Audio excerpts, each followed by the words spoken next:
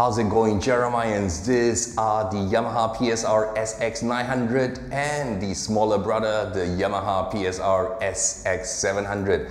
So when Yamaha engineers started to design the PSR-SX lineup, they would have in mind the features and functions they would eventually want to have in their flagship, which in this case is the SX900. However, they would want a different model for a different price market. So in economics, this is called market differentiation.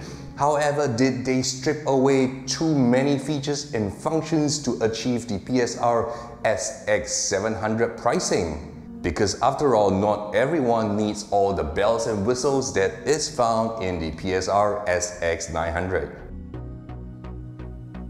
The Yamaha PSR-SX900 has a street price of $2,200 US and the Yamaha PSR-SX700 is a whopping $700 cheaper than the SX900.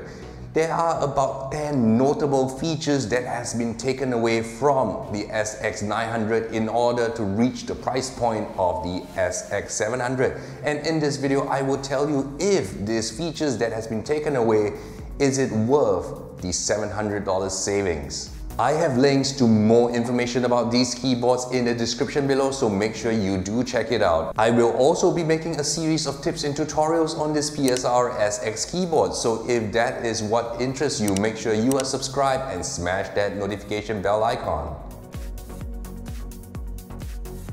In terms of the physical attributes of both the PSR-SX900 and the SX700, it is pretty much 99% similar. You get the same 11.5 kilograms of weight for both the keyboards as well as a glorious 7-inch full-color touchscreen.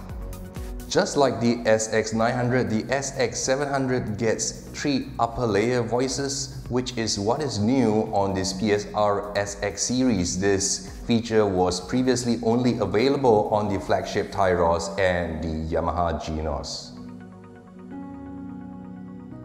And instead of a pitch bend and modulation wheel, now the PSR-SX series comes with a joystick as well as a modulation hole and assignable button here. And this is exactly the same for both the PSR-SX700 and the SX900.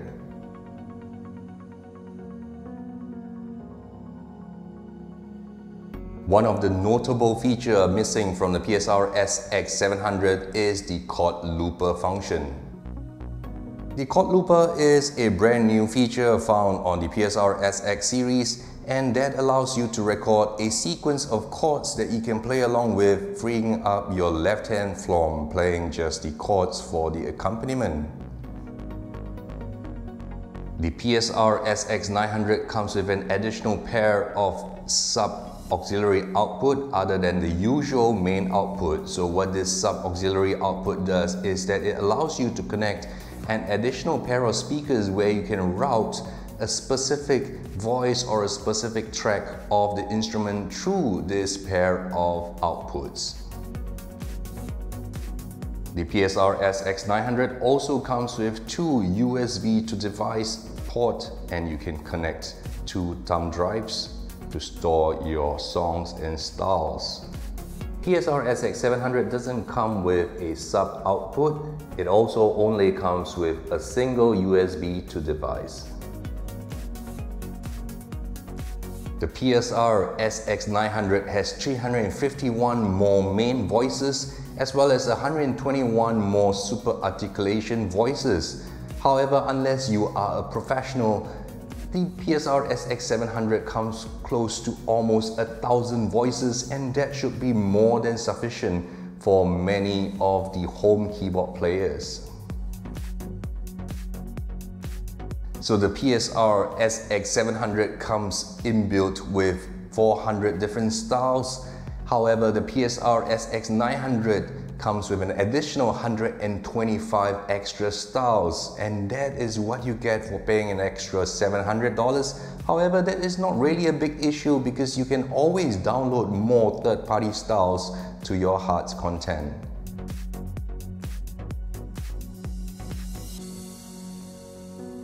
Both the PSR-SX700 and the PSR-SX900 has a microphone and guitar input, but only the Yamaha PSR-SX900 has vocal harmony and vocoder functions if you intend to sing along with a harmony that is automatically added in based on the chords that you play.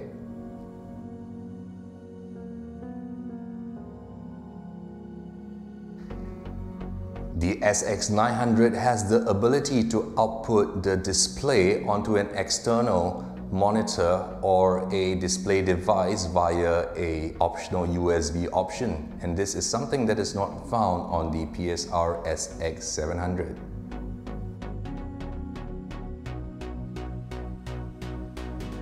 On the PSR-SX900, you get the option of connecting via Bluetooth to your mobile phone as well as other Bluetooth enabled device, and you can stream your backing tracks from your mobile device through the speakers on this keyboard. However, on the PSR-SX700, you only have the option of sending audio via the external audio in port of the PSR-SX700.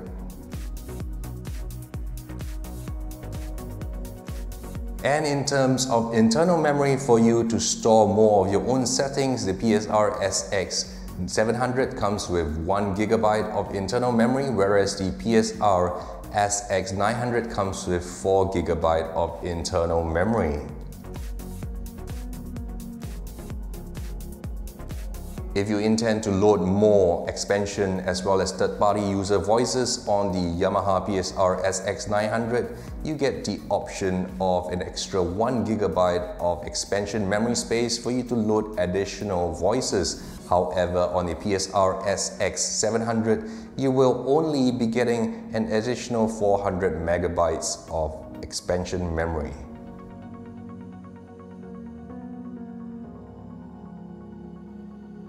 And if you enjoy playing with multipaths to spice up your playing, the PSR-SX900 comes with an additional 100 odd more multipaths banks that you can use to play along with your styles, whereas the Yamaha PSR-SX700 has about 220 odd multipaths voices.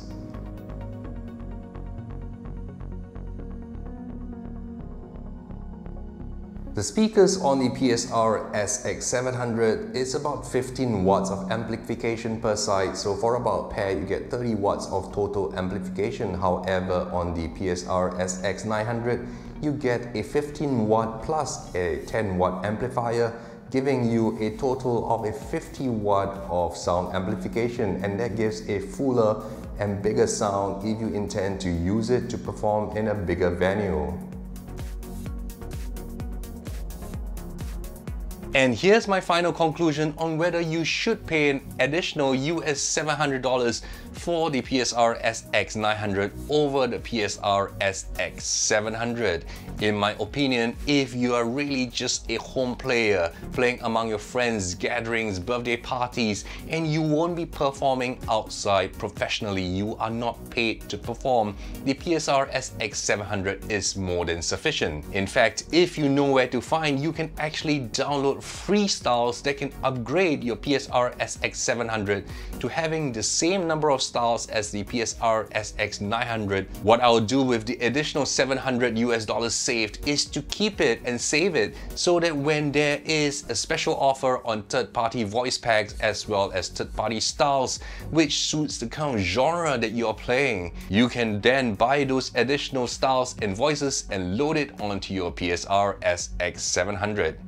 However, if you are a professional musician, you will be singing on stage and you need the vocal harmony. You need to stream your backing tracks on your mobile devices via Bluetooth to the instrument itself, or you need to be able to connect to more powerful speakers. Then of course it is worth the money to buy the PSR-SX900. After all, if you are gonna be on a paid gig, the instrument will pay for itself many times over.